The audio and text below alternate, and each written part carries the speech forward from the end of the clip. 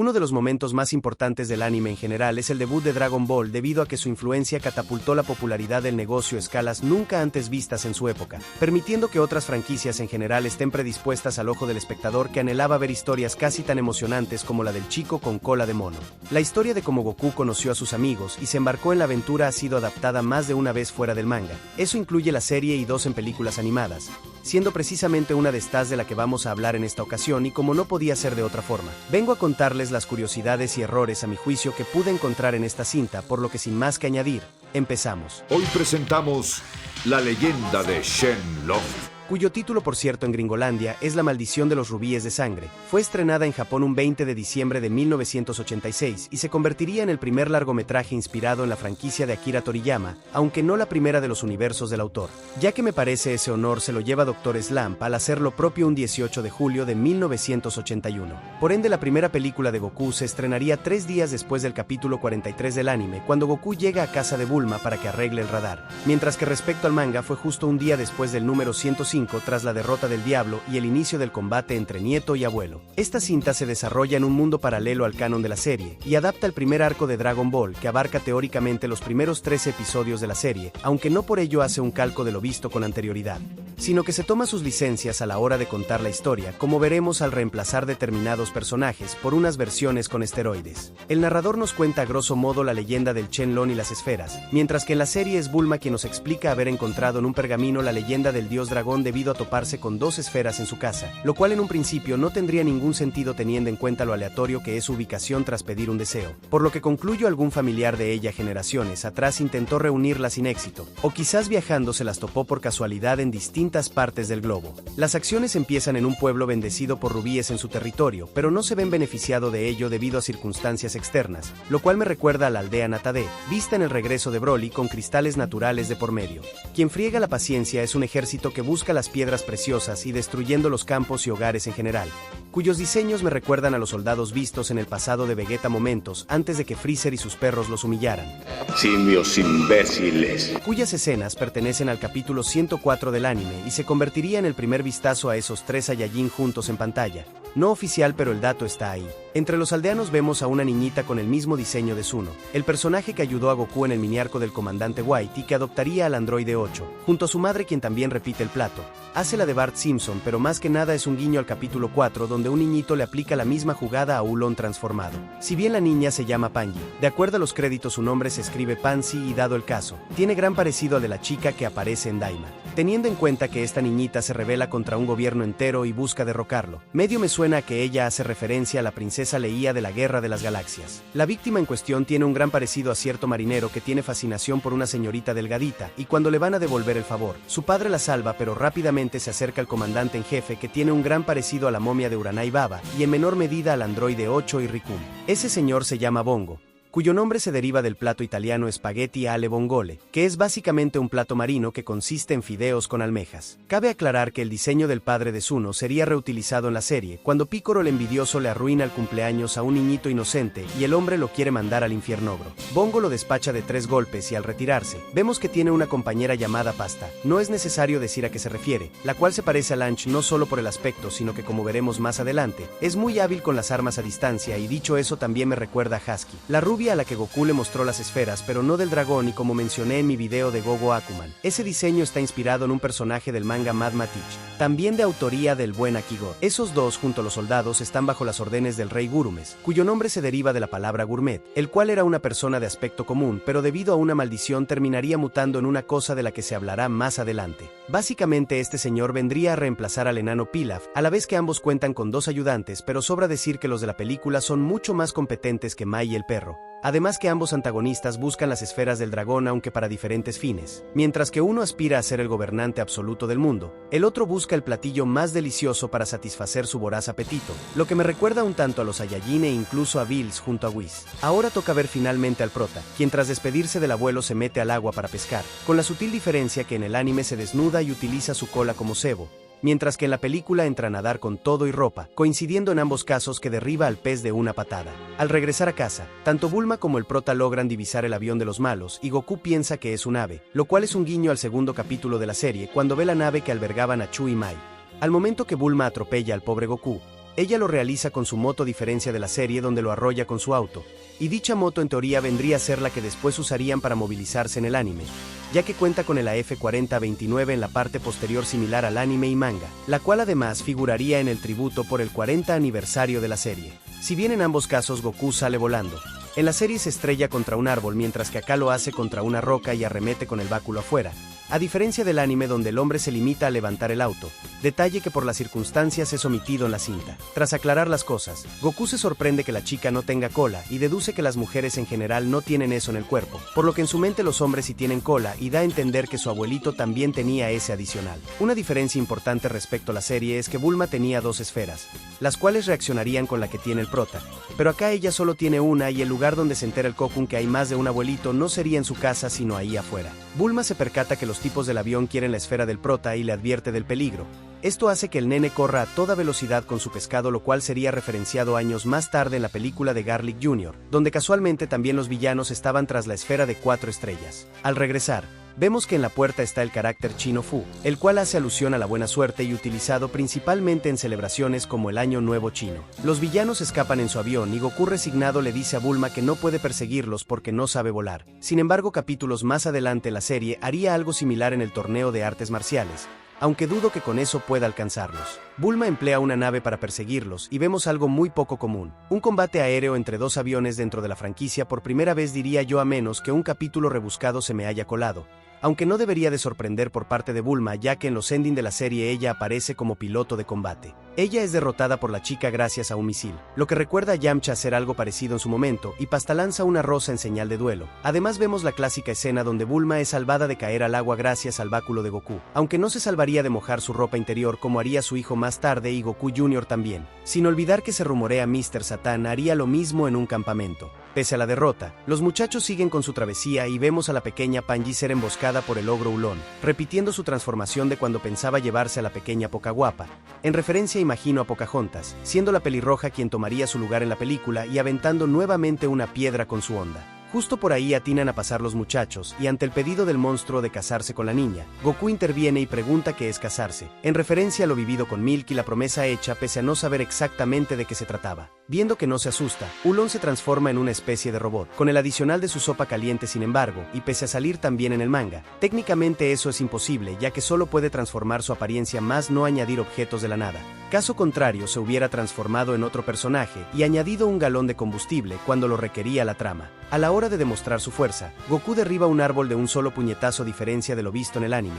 Además que a la hora de escapar simplemente se transformaría en un murciélago y no en el misil, ya que de hacer eso Goku no podría alcanzarlo debido a la falta de la nube voladora en ese momento. Por cierto, para quien no lo sepa, la ropa del puerquito está inspirada en la vestimenta que llevaba el ejército de Mao Zedong, quien entre otras cosas fundó el Partido Comunista Chino y con ello años más tarde fundaría la República Popular China. Al momento que Yamcha les dispara a los pies, se puede tomar como una referencia a Lange, ya que solo ella tiende a hacer eso y si bien gran parte de la pelea es bastante similar a lo visto en la serie, la única diferencia que encuentro es que se realiza de noche y en la frontera con el bosque de Ulon. Además que la intervención de Bulma no se da cuando se despierta, sino al momento de llegar en su auto, y tanto la ropa como el peinado que utiliza son completamente diferentes al anime. Además que a la hora de volarle un diente eso ocurriría recién en su segundo combate, y la muela en cuestión sí estaría bien ubicada al reflejarla en el espejo, a diferencia del anime que parece haber un hueco en el lado derecho, pero la realidad es que está en la izquierda. Además que Yamcha es el primer villano de películas en portar una espada más no el primero en el anime,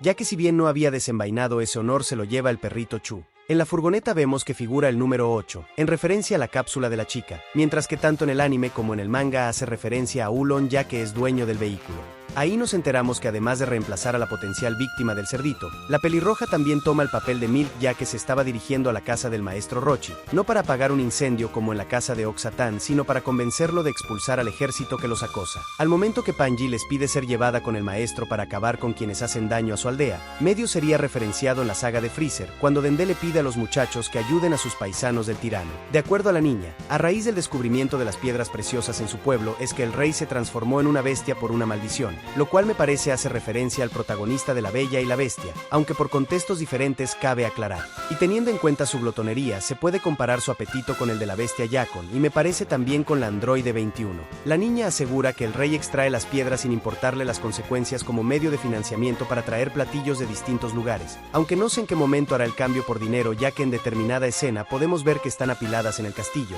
Además que esta es una crítica al capitalismo y sus ganas de extraer todo lo que ven, lo cual no ha cambiado mucho en la actualidad, sino pregúntenle al trompete. Yamcha tanto en la película como en la serie asegura que su mayor deseo es casarse pese a ser tan tímido. Sin embargo, a lo largo de la serie nunca llegaría a realizar el dichoso deseo, aunque estuvo cerca con Bulma, y el hecho de que el Peluca vaya hasta la casa del maestro Rochi se puede considerar un guiño a lo que hicieron Pilaf y su banda. Yamcha además asegura que no hay nadie en el mundo que pueda derrotar al maestro Rochi. Sin embargo, el hombre ignora que hay algunos por ahí que sí pueden llevar a cabo esa hazaña, como Tenchi, Mr. Popo, Kami-sama y posiblemente Yajigot, los cuales aún no habían hecho su debut en el manga al momento del estreno de la cinta. Teniendo en cuenta que el monstruo guarda las esferas dentro de su cuerpo, se puede considerar que sería referenciado en entregas posteriores como GT por parte de una estrella y en menor medida por Goku, aunque también en la saga de Buu, cuando el dinosaurio que le gusta las MILF se tragó una de las esferas. Al momento que Bulma acerca su mejilla al Peluca es un guiño al capítulo 10 cuando todos unen fuerzas contra Pilaf, y a la hora de pedirle la esfera del dragón al maestro, en la serie ella le enseña las bragas mientras que acá hace que Ulon haga lo suyo, cosa que recién accedería después de ver al viejito por segunda vez cuando haría gala de su fuerza en el castillo de Oxatán. Y dicha demostración en efecto se realizaría pero no con fuego. Esa escena clásica sería adaptada derribando algunos buques, escena que posteriormente sería utilizada en la versión GT de esta historia. Y la escena en que Goku le pide que lo entrene para aprender el Kamehameha es casi un calco de lo visto en el anime, incluido el intento del prota solo que en lugar de un vehículo destroza una roca, y la pose de victoria del Kokun es la misma con la que el maestro Rochi se alzaría como campeón. La escena de Goku volando sobre la nube es un calco de lo visto en el opening de la serie. El maestro no accede a ir y al momento de preguntarle el tipo de deseo que pediría Bulma, ella responde que un novio guapo, lo cual es una tontería para el puerquito, y no sería la única vez que pediría algo irrelevante, ya que en Super nos enteramos que ha estado pidiendo retoques en distintas partes de su cuerpo. La escena en que Pasta le comenta al rey que las esferas están en camino es reciclada de la vista al inicio de la película, cuando habían localizado la esfera de Goku.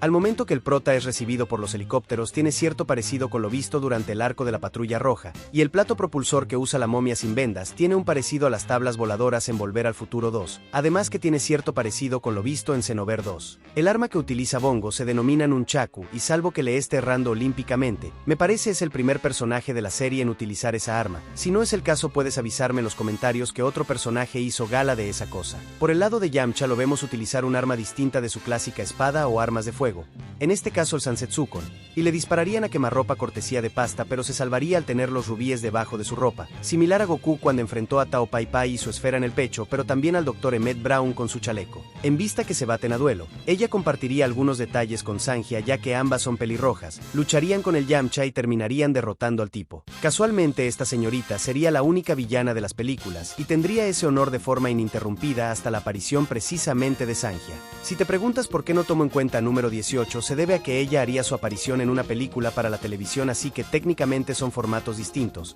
Y si bien hace un cameo en la película del androide 13, en ningún momento se le ve haciendo maldades. La escena en que Yamcha le toca las boobies a la chica es un guiño a la ocasión en que el Peluca hizo lo mismo con Bulma creyendo que se trataban de las esferas del dragón, ya que casualmente eran dos, y que termine bajo una roca no es casualidad, ya que al entrar en el castillo de Pilaf sufriría de algo similar, rematando con que en ambas ocasiones sería abordado por Bulma. Finalmente vemos el aspecto del monstruo y al expandir aún más su cuerpo, tiene cierto parecido con otros personajes como el caso de Bullón en la Torre Músculo, también con Misokatsu de la película del Dr. Willow, Bótamo y el dragón de 5 estrellas antes de sabotearse por la lluvia. En el proceso Bongo termina aplastado al mismo estilo que Don Ramón luego de su duelo con el señor Barriga, y al momento de invocar al dios dragón desde el estómago del monstruo, me recordaría lo que vería años más tarde en Naruto cuando uno de los Pain hace una invocación desde el cuerpo de Ibiki. Similar a lo ocurrido en la serie, que no fue Bulma ni el villano de turno en pedir el deseo, acá es Panji quien hace el pedido al dragón al salvar su pueblo y de paso destruye el castillo del villano, tal cual ocurrió con la casa de Pilaf, con la particularidad que sería la primera vez que los cielos se tiñen en tinieblas, ya que durante el arco de Pilaf era de noche y de por sí estaba oscuro, pese a que el dragón venía con sus nubes negras. Ella pide que se lleve las piedras preciosas y reconstruya su pueblo,